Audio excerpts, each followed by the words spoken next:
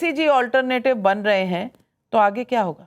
नाविका जी, एक बात बड़ी साफ सी है, ममता बनर्जी का भी चुनाव ये है। कहने से ना कि Congress is Muslim, Muslim is Congress, मुस्लिम साथ नहीं आएगा। आप ये बताइए कि कांग्रेस ने मुसलमानों के लिए आज तक क्या किया? सिर्फ झूठे नारों के लिए और डराने के अलावा अगर उसने कुछ भी किया। आज अगर मुसलमान क्या कहता है वहां पर, आप लोगों के चैनल के तमाम रिपोर्टर गए, उसने कहा कि मुसलमान ने कहा कि हमें क्या दिक्कत है जी नीतीश से, जो सड़क बनाई है उसमें हम भी चलते हैं, जो बिजली मिली है वो हमें भी मिली है, जो घर बना है वो हमें भी मिला है। उत्तर प्रदेश में जो प्रधानमंत्री आवास योजना है उसमें सबसे ज्यादा फायदा माइनॉरिटीज को हुआ है। कहीं कोई किसी तरीके का लेने की बात कौन सुनिए, ऐसा है ओवैसी को नहीं, सीमांचल नहीं, कांग्रेस को मुसलमान विकल्प के अभाव में 5 काम गिनाइए, सब काम है उस पर मत गिनाइए 5 काम। सीमांचल देखिए, राजनीति कांग्रेस ने वक्फ को लेकर, कांग्रेस ने वक्फ को लेकर, आरजेडी ने वक्फ को लेकर जितने अभियान चलाए, इसके बावजूद ओवैसी की पार्टी को अगर वोट मिल रहा है तो ये बता रहा है, उस पर राजनीति ये बता रहा है। बिहार इलेक्शन में मोदी जी क्या चिल्ला रहे थे? इनफिल्ट्रेटर्स आएंगे, इनफिल्ट्रेटर्स आएंगे, घुसपैठियां आएंगे, घुसपैठियां आ गए बिहार में। कितने घुसपैठियां निकले? उसको स्वीकार किया ना, निकले जनता ने स्वीकार किया ना, जनता ने स्वीकार किया। जनता को आप वोट देने का अधिकार तैयार नहीं है, आपने जनता का मताधिकार छीन की लिया। बड़ी खबर जो आ रही है, प्रधानमंत्री नरेंद्र मोदी बीजेपी के दफ्तर आएंगे।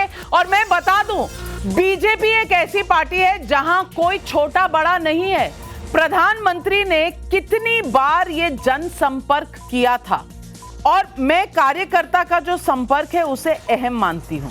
एक तरफ अमित शाह जी हैं जिन्होंने जमीन पर जाकर कितनी मीटिंगें की, उसके बाद 3 ऐसे जो मेरा बूथ सबसे मजबूत, ये जो पूरी कनेक्शन है, हर बूथ लेवल के कार्यकर्ता से बात करना, और 3 बार, एक बार नहीं, बिहार के चुनाव को कोई छोटा नहीं समझ रहा कि ये देश का चुनाव नहीं है तो प्रधानमंत्री को क्या करना है। वहां प्रधानमंत्री भी कार्यकर्ता है, गृह मंत्री भी कार्यकर्ता है, और प्रधानमंत्री ने 3 ऐसी सभाएं की कार्यकर्ताओं के साथ, महिलाओं के साथ और यूथ के साथ, युवाओं के साथ। लाखों लोगों को ज्वाइन कराया, चाहे वो वर्चुअली हो, पर प्रधानमंत्री सबसे बात कर रहे हैं। ये कनेक्शन जो है, ये कनेक्ट, एक तरफ ऑन द ग्राउंड जिला प्रमुख से मिलना, मंडल प्रमुख से मिलना जो अमित शाह कर रहे हैं, दूसरी तरफ महिलाओं से, कार्यकर्ताओं से, युवाओं से मिलना जो प्रधानमंत्री कर रहे हैं। बड़ी बात है ये, और ये बड़ी बात किस तरह से बीजेपी करती है, इससे सीखने की जरूरत है अगर कोई सीखना चाहे। और राजकुमार राजन जी, मैं पूछना चाहती हूं कि आप क्या मानते हैं जो कांग्रेस मानती है कि सब कुछ, अरे भाई वोट कट गया, वोट कट गया, वोट कट गया, लेकिन इसके अलावा मेहनत, प्लानिंग, स्ट्रैटेजी और एक सबसे बड़े नेता का कार्यकर्ता बनकर अपनी पार्टी की तरफ इस तरह से डेडिकेशन, इसका भी कोई मायने है या नहीं? विका जी, आपने सही कहा कि बीजेपी के संगठन के बारे में बिहार में माननीय मोदी जी और अमित शाह के बारे में, लेकिन आपने ये नहीं कहा कि 11 साल से डबल इंजन की सरकार है, 20 साल से सत्ता में है, और एन मौके पर जीविका दीदी को 10-10 हजार रुपया बांटने पड़े। यह तो विकास की एक ऐसी रणनीति है इनकी कि सालों तक काम नहीं को करो, वर्षों तक कोई कार्य ना करो, एन वक्त पर कुछ ऐसे चीज करो जो आम जनता प्रभावित हो जाए। अब तो इन्होंने जीविका दीदी को देकर यह तो तय कर दिया कि विकास से कोसों दूर तत्कालिक रेवड़ी बांटकर वोट तो खरीद सकते हैं, लेकिन क्या यह उम्मीद की जा सकती है कि जो 20 साल से सरकार में है नहीं कर पाए, आगे करेंगे? क्या बिहार में उद्योग लगेंगे, एजुकेशन हब होगा, स्वास्थ्य की व्यवस्था सुधरेगी, क्या प्लान रुक जाएगा? यह जो मुद्दे हैं बिहार के अस्थायी मुद्दे बन चुके हैं, और लगातार ये सत्ता शासन में है, फिर भी इनको चुनाव के समय रेवड़ी बांटनी पड़ती है। यह तो सोचनीय और विचारणीय है। ठीक है, चुनाव को जो नतीजे आ रहे हैं उसको हम सब लोग स्वीकार करेंगे, उस पर मंथन भी करेंगे, विचार भी करेंगे, लेकिन यह तय करना होगा कि सत्ताधारी पार्टी, क्या आप जिन मुद्दों के ऊपर चुनाव लड़े गए थे वो मुद्दे खत्म होंगे? क्या वहां से बेरोजगारी दूर होगा? प्रति व्यक्ति आय बिहार में सबसे कम क्यों है भारत में? 20 साल से सत्ता में विकास की डंडोरे पीट रहे हैं, और जेडीयू के माननीय हमारे त्यागी जी लीडर जो है वो बड़ी बड़ी बातें कर रहे थे, लेकिन क्या भारत में बिहार का जो स्थान है गरीबी का की जो श्रेणी है सबसे निम्न श्रेणी है, क्या गरीबी दूर होगी? प्रति व्यक्ति आय जो किसानों की कम है वह बढ़ेगी? क्या वहां उद्योग लगेंगे? बंद पड़े कारखाने जो है वो शुरू होंगे? क्या वहां ऐसे एजुकेशन हब बनेंगे कि बिहार से लोग जो बाहर पढ़ने जाते हैं वो रुककर बिहार में ही पढ़ाई करेंगे? क्या स्वास्थ्य समस्या ठीक होगी? हॉस्पिटल जो है मल्टी स्पेशलिस्ट हॉस्पिटल बनेंगे कि वहां से इलाज कराने के लिए दूसरे प्रदेशों में जाकर वह संघर्ष करता है? ये तमाम तरह के मुद्दे हैं। चुनाव जीतना हारना देखिए के लिए जरूरी है एक्सेप्ट के अपनी समीक्षा क्या करना है, ये आपकी चॉइस हो सकती है। राजकुमार राजन जी, मैं तो जर्नलिस्ट हूं, मैं इधर के फैक्ट्स देख रही हूं और आपकी तरफ के फैक्ट्स देख रही हूं और मैं उसमें कंपैरिजन कर रही हूं और मुझे लग रहा है क्या शायद ये कारण हो सकता है। आपको अगर नहीं लगता है तो आई रिस्पेक्ट योर व्यू।